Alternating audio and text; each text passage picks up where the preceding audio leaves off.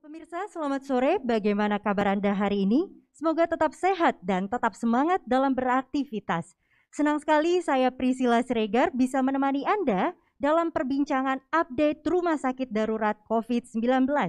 Kali ini kita akan membahas tentang tren pasca libur panjang yang disiarkan secara langsung dari Media Center Satuan Tugas Penanganan COVID-19 Geraha BNPB Jakarta. Kabar baik datang dari Rumah Sakit Darurat COVID-19 Wisma Atlet Kemayoran, Jakarta. Sebulan terakhir, pasien positif COVID-19 yang dirawat di Tower 6 dan Tower 7 mengalami penurunan dan persentase angka kasus konfirmasi COVID-19 yang sembuh mencapai 85,26%. Namun, berdasarkan data Kementerian Kesehatan pertanggal 1 November 2020 menunjukkan adanya penambahan kasus terkonfirmasi positif sebanyak 2.696 kasus. Padahal sebelumnya sempat terjadi tren penurunan selama kurun waktu 28 Oktober 2020 hingga 30 Oktober 2020.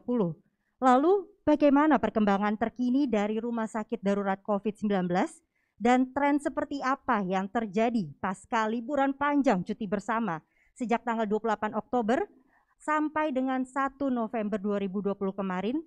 Untuk itu kita telah hadir sore hari ini di studio ini, yakni para narasumber yang spesial. Yang pertama ada Bapak Maijen TNI Dr. Tugas Ratmono, SPS MARS MH, selaku Koordinator Rumah Sakit Darurat COVID-19. Bagaimana Pak kabarnya? Sehat dan selalu ya? Sehat selalu. Dan selanjutnya ada juga narasumber yang selanjutnya Bapak Dr. Gigi Iing Iksan Hanafi MARS selaku Sekretaris Jenderal ARSI, Asosiasi Rumah Sakit Swasta Indonesia. Bagaimana kabarnya Dr. Iing? Semangat dan sehat selalu ya Pak? Sehat selalu. Dan pemirsa, sebelum memulai perbincangan, sebagai informasi, kondisi studio telah disanitasi. Mikrofon yang akan kami gunakan ini sudah diinspeksi dan kami juga senantiasa menjaga jarak. Talk show ini juga memperhatikan protokol kesehatan dan ditujukan untuk semua kalangan. Dan sebelum kita memulai, mari kita menggunakan hand sanitizer terlebih dahulu ya Bapak. Silakan.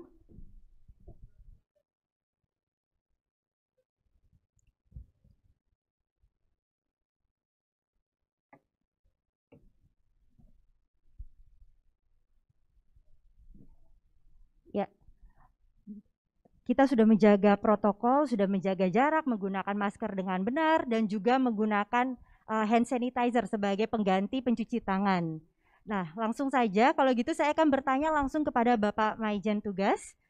Sebulan terakhir pasien positif COVID-19 yang dirawat di Rumah Sakit Darurat Wisma Atlet mengalami penurunan nih Pak. Sebenarnya apa yang melatar belakangi dari penurunan jumlah positif COVID-19 ini Pak? Ya, penurunan tentunya berbagai faktor yang bisa menyebabkan kenapa menurun ya. Jadi bisa pertambahannya memang yang menurun dibanding sebelumnya, dan juga angka kesembuhan juga meningkat. Ini juga menyebabkan penurunan di dalam perawatan di Rumah Sakit Darurat COVID-19. Nah, kita lihat dari waktu ke waktu ya, katakanlah kita 1 bulan terakhir ini. Dari sisi angka hunian, katakanlah 1 bulan yang lalu itu baik itu di Wisma Atlet yang Tower 4, 5 sebagai isolasi mandiri, kemudian Tower 6 dan 7 sebagai tempat perawatan yang ringan dan sedang dari pasien-pasien COVID, ini semuanya menurun. Dan 4, 5 katakanlah waktu itu di atas 80% yang jelas. Dan Tower 6 dan 7 juga di atas 80%. Dan saat ini kita lihat di Tower 6 dan 7 itu adalah 36,3%, artinya ini menurun jauh. Dan yang di Tower 4, 5 ini menurun dari yang dulu di atas 80%, saat ini tinggal 23,4%. Ini penurunannya tentunya jauh. Nah, dari yang kita lihat data yang di Rumah Sakit Darurat COVID-19 ini, kenapa menurun? Karena memang yang masuk dibanding yang keluar ini lebih sedikit yang masuk ya, yang keluar lebih banyak. Artinya persentase keluar ini kita masukkan dalam persentase angka kesembuhan, maka persentasenya juga angka kesembuhan meningkat. Inilah yang melihat bahwa kenapa jumlahnya menurun karena yang masuk lebih sedikit dibanding yang keluar dan semakin hari angka kesembuhannya semakin meningkat. Saya kira itu yang menyebabkan kenapa di Rumah Sakit Darurat COVID-19 ini huniannya jadi menurun. Ya. Lebih banyak yang patuh akan protokol berarti ya Pak, makanya jadi ya banyak yang masuk ke Rumah Sakit Darurat COVID-19. Ya, kalau kita lihat ya dengan diberlakukannya tentunya PSBB di DKI khususnya, dan kita lihat juga angka penurunan juga terjadi di berbagai wilayah ya, terutama di daerah wilayah yang dengan zona merah katakanlah yang sudah ditentukan oleh pemerintah, ini juga terlihat ada penurunan. Nah, di sisi lain kita melihat juga ini tentunya ada suatu kesadaran dari masyarakat dengan disiplin protokol kesehatan yang mestinya akan lebih meningkat, dan ini akan betul-betul diharapkan ini akan menurunkan suatu penularan gitu ya, rantai penularan, sehingga kasusnya juga kita lihat ada penurunan, dan semoga ini akan terus diberlakukan dan kesadaran masyarakat untuk melakukan disiplin protokol kesehatan betul-betul ini dilakukan dengan baik, dan kita lihat bersama di seluruh wilayah tentunya akan menurun, dan khususnya memang di Rumah Sakit Darurat COVID-19 Wisma Atlet ini kita lihat penurunan dari bulan yang kemarin dan sampai bulan November ini, awal November kita lihat betul-betul ada penurunan yang bermakna di Rumah Sakit Darurat COVID-19 Wisma Atlet. Ya. Lalu Pak, bagaimana dengan kondisi dari tenaga medis dan juga relawan yang ada di Rumah Sakit Darurat COVID-19, Pak? Kondisi tenaga medis sampai saat ini mereka dalam kondisi yang baik ya, dalam kondisi yang semuanya sehat, dan kita juga dengan proses penurunan ini tentunya ada beberapa yang kita pertimbangkan untuk relaksasi lah katakanlah, karena ngelihat proporsinya tentunya dengan saat jumlah yang saat itu sangat tinggi, artinya di 1 bulan yang lalu katakanlah September akhir itu tinggi, ini tentunya sudah banyak yang katakanlah proporsinya jadi sudah lebih santai katakanlah, dan ini kita pertimbangkan untuk bagaimana mereka yang sudah lama kita relaksasi dan seterusnya, tapi dengan mempertimbangkan kalau ini pasca liburan ini ada peningkatan, kita tetap jaga untuk antisipasi tenaga medis. Nah, tenaga medis ini kita selalu bagaimana perlindungan terhadap tenaga medis, kemudian membuat mereka beban dan selalu bugar dan fresh dalam bekerja. Ini yang kita selalu kita upayakan supaya mereka betul-betul dalam kondisi yang fit untuk bekerja. Ya, jangan sampai mereka yang merawat justru nanti malah mereka yang kena ya Pak, makanya selalu dijaga. Lalu Pak, kemarin baru aja ada tren libur panjang ya, dari tanggal 28 sampai dengan tanggal 1 November. Tren apa sih Pak yang terjadi setelah liburan panjang ini Pak?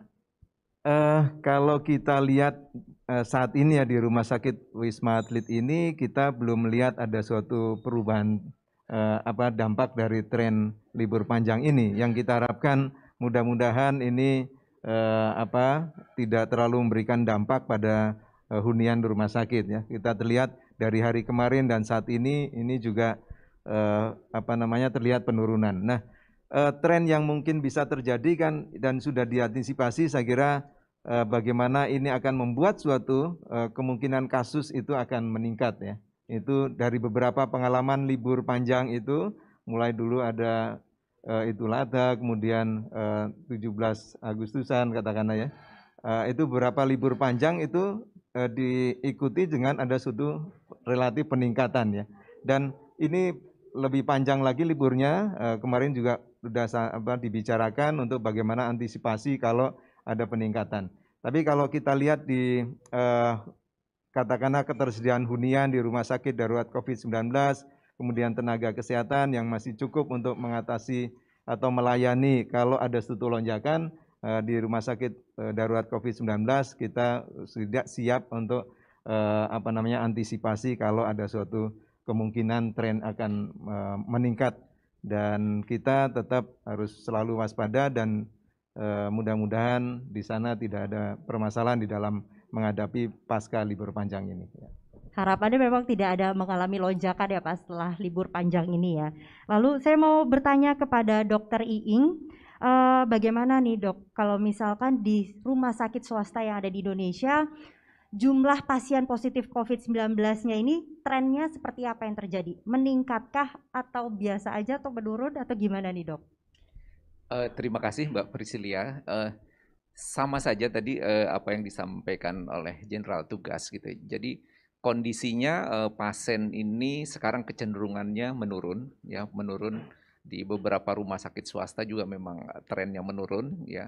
Tadi sudah disampaikan apakah ini tren menurun ini, ya syukur alhamdulillah. Apakah ini dampak dari PSBB yang diberlakukan di semua daerah, ya, di semua daerah.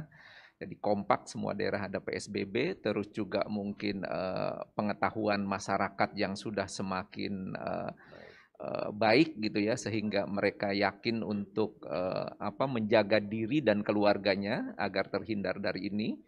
Terus juga kami di rumah sakit juga memang obat-obatan sudah tersedia dengan bagus, terus juga selain obat-obatan juga di kami juga tenaga juga udah lebih siap lagi, sehingga ya mudah-mudahan kejadiannya akan melandai terus, cenderung menurun. Trennya cenderung menurun, tapi dengan adanya libur panjang yang kemarin nih, dan sebelum-sebelumnya juga sudah pernah dilewatin juga kan ya Dok. Ya. Ini apa persiapan khusus yang dilakukan oleh rumah sakit swasta? Iya, memang sekarang menurun, tapi kita tetap antisipasi ya, antisipasi. Sampai sekarang sih memang kecenderungan untuk naik itu belum kelihatan ya, belum kelihatan. Mudah-mudahan ke depan juga tidak terjadi seperti itu. Kesempatan ini dimanfaatkan kami di rumah sakit, tadi disampaikan oleh Jenderal, untuk tenaga medis sendiri kita akan relaksasi ya, beberapa dokter ataupun perawat juga relaksasi. Dan dari aspek manajemen kami juga tentunya mempersiapkan ruangan penunjang ini, dipersiapkan lagi supaya nanti kalau misalnya terjadi angka lonjakan, kami juga sudah siap gitu. Jadi tempat tidur, fasilitas dan lain-lainnya memang kesempatan sekarang itu kesempatan untuk kita perbaiki dan kita perbagus lagi. Oke, jadi udah siap juga karena sudah belajar dari masa lalu juga ya Dok. Iya, Jadi, betul. oke, kembali lagi ke Pak Maijen. Kalau Ya. misalkan dari rekapitulasi jumlah pasien positif COVID-19 saat ini tuh ada berapa Pak Maijen? Kalau kita di sana ada dua tipe layanan ya. Yang satu di Tower 67 adalah melayani atau merawat pasien terkonfirmasi COVID yang gejala ringan dan sedang ya. Kalau di sana yang ringan dan sedang masih banyak yang ringan ya. Kemudian proporsi dari huniannya itu di sana tadi kami sebutkan 36,3% ya. Kemudian yang proporsi yang dirawat atau isolasi mandiri di Tower 4 dan 5 ini kita lihat huniannya semuanya jumlahnya 729 ya di sana. Yang tadi yang bergejala itu 1045 ya. Kemudian yang OTG atau tanpa gejala ini adalah 729 dengan hunian itu 23,41%. Jadi kalau kita lihat ini memang proporsi hunian ini makin turun ya. Dan OTG dibanding yang rawat bergejala ini juga memang lebih sedikit dibanding yang bergejala dari OTG yang kita lihat. Mudah-mudahan ini terus berlanjut seperti itu sehingga ini memberikan suatu harapan. Dan tadi barangkali memang betul memang sudah dilakukan hal-hal yang memutus rantai penularan di masyarakat ya, karena tentunya katakanlah rumah sakit ini sebagai benteng terakhir atau hal terakhir dari bagaimana kita memutus rantai. Karena dalam rantai ini tidak terputus kemudian ada yang sakit dan terkonfirmasi atau terpapar, maka dia akan ke rumah sakit.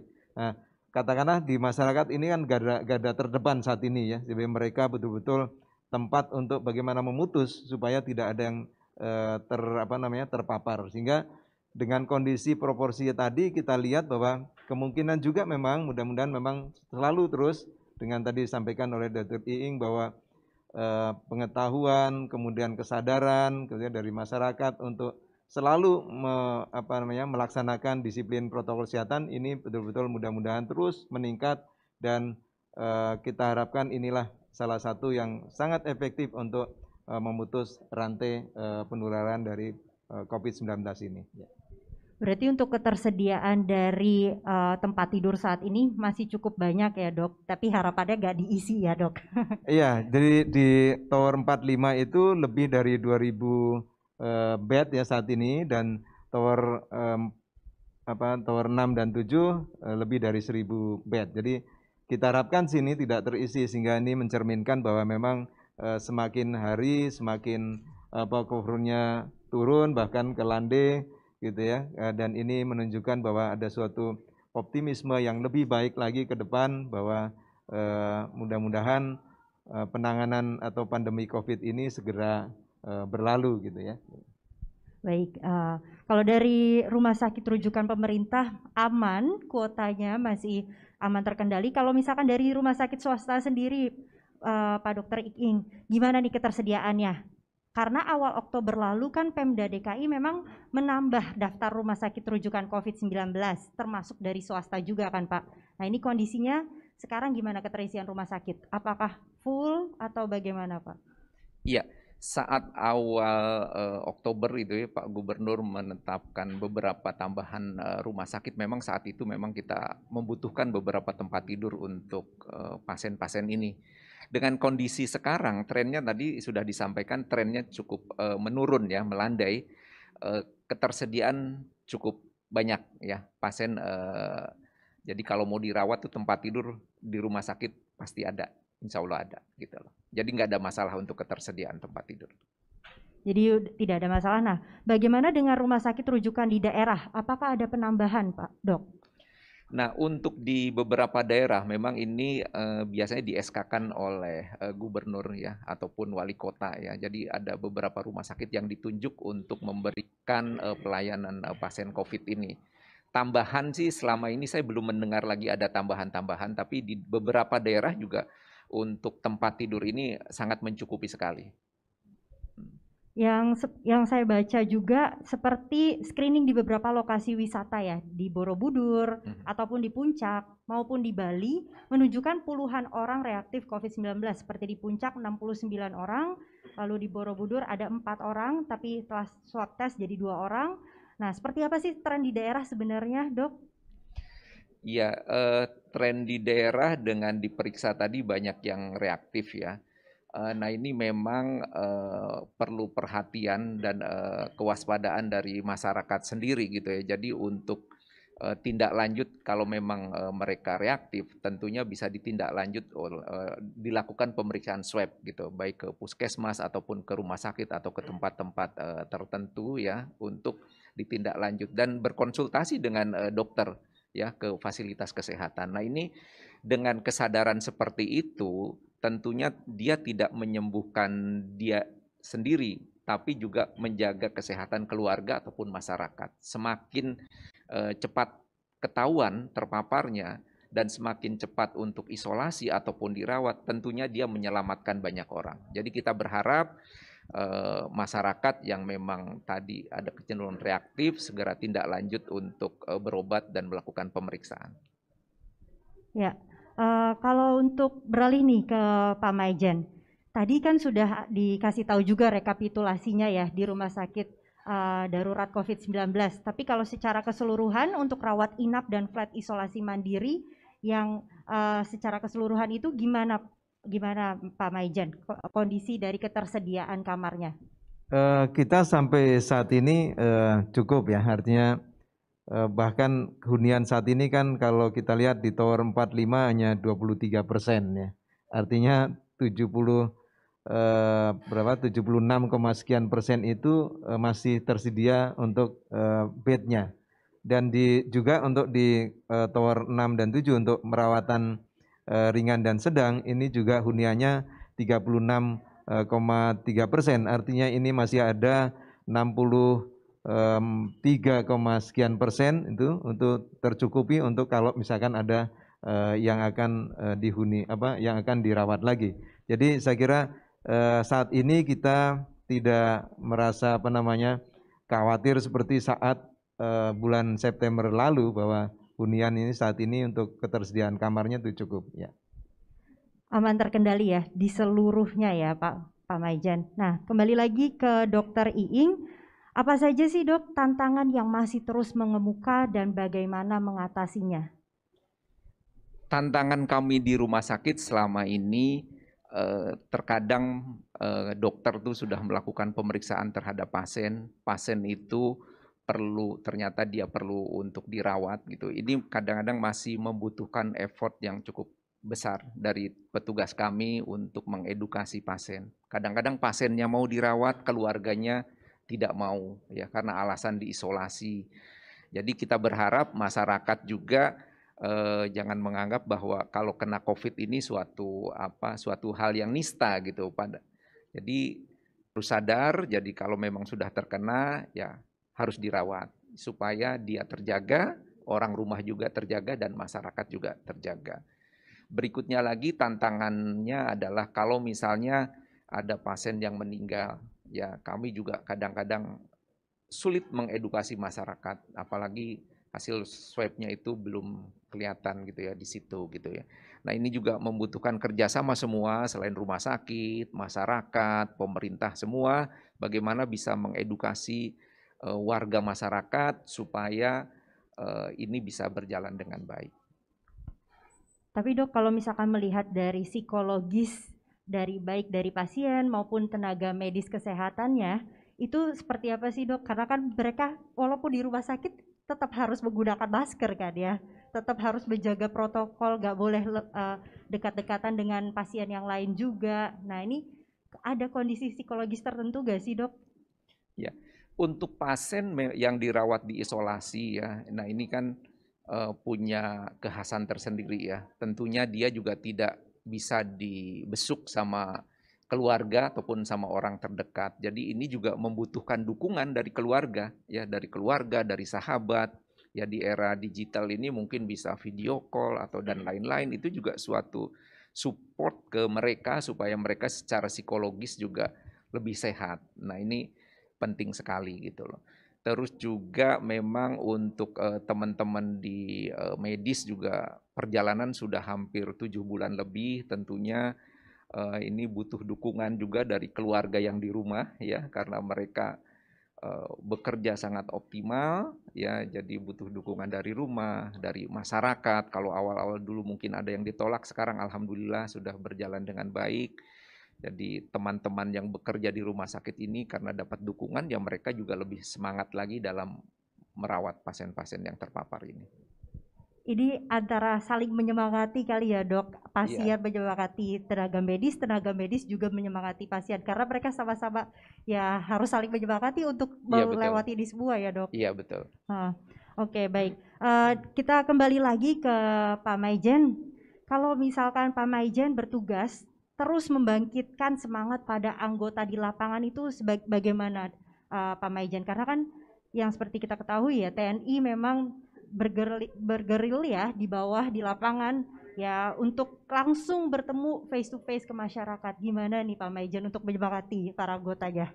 Ya, saya kira para prajurit TNI dimanapun berada ya, dan juga prajurit atau dari kesehatan TNI dimanapun berada, sama-sama kita harus selalu dan tanpa lelah, kemudian tetap semangat untuk selalu memberikan bantuan pada mereka masyarakat yang tentunya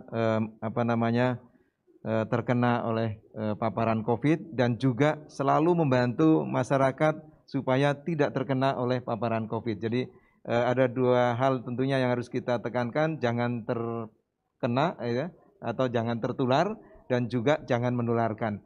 Oleh karena itu tentunya ini suatu yang kita harus sama-sama semangat, sama-sama tanpa lelah menangani atau ikut serta di dalam bagaimana mempercepat penanganan COVID-19 ini dimanapun berada. Baik itu di lapangan, kemudian di rumah sakit gitu ya, bagi teman-teman TNI itu tentunya membantu masyarakat bagaimana selalu untuk memakai masker, selalu untuk menjaga jarak, selalu untuk mengingatkan bagaimana mencuci tangan dengan baik itu ya. Selalu jangan tanpa lelah tanpa lelah harus selalu mengingatkan betul dan melaksanakan betul bersama-sama masyarakat. Dan teman-teman di rumah sakit tentunya ini adalah bagian dari pelayanan yang sangat mulia. Kita harus tanpa lelah, tetap semangat, selalu gembira, dan satu lagi adalah jangan lupa bahagia gitu. Jadi kita harus bahagia dalam memberikan pelayanan yang terbaik untuk para pasien-pasien ini. Ini saya kira ajakan yang kita harus selalu semangat dan bersama-sama masyarakat untuk menyelesaikan atau menangani pandemi COVID-19 ini. Ya. Harus selalu bahagia karena obat yang manjur sebenarnya adalah kebahagiaan dari diri sendiri apapun yang terjadi ya Pak Maijen ya. Kalau misalkan yang perlu diperhatikan oleh masyarakat sendiri, kalau tadi kan Pak kita melaksanakan disiplin protokol kesehatan, memakai masker, menjaga jarak, dan mencuci tangan. Itu yang paling efektif dan mari sama-sama kita lakukan masyarakat dimanapun berada. Ya. 3M dan jangan panik dan jangan membuat orang lain panik ya, benar. Nah Pak Maijen Tugas, ada pertanyaan dari wartawan untuk Pak Maijen Tugas. Ya. Dari Novka dari Kompas, berapa persen sekarang positivity rate dan bagaimana data itu dibandingkan dengan data sebelumnya? Provinsi, daerah mana yang positivity rate-nya paling tinggi, kemudian adakah data pasien dalam pengawasan meninggal? Oh, kalau positivity rate ya, positivity rate yang masih tinggi itu memang kemarin tadi malam juga dibahas untuk beberapa daerah gitu ya. Saya tidak hafal persis ini, tapi ada beberapa daerah yang masih positivity rate-nya tinggi, namun secara umum sudah mengalami penurunan. Kemudian yang angka kematiannya yang masih tinggi di Jawa Timur sepertinya itu ya, itu juga kemarin sudah dibahas bagaimana menurunkan angka kematian dengan baik, sehingga ini secara keseluruhan di Indonesia kita lihat angkanya semakin menurun untuk kematian dan angka positivity rate-nya juga semakin menurun. Dan kita lihat ini semua karena suatu upaya dari masyarakat semuanya, dari semua unsur bersatu padu untuk menangani dengan baik bagaimana cara mencegah dan menangani COVID dimanapun fasilitas, baik itu di kesehatan, fasilitas kesehatan maupun di masyarakat, semuanya menangani bersama-sama. Ya. Jadi harus saling menangani, gak bisa dari pemerintah aja, harus kerjasama bersama ya.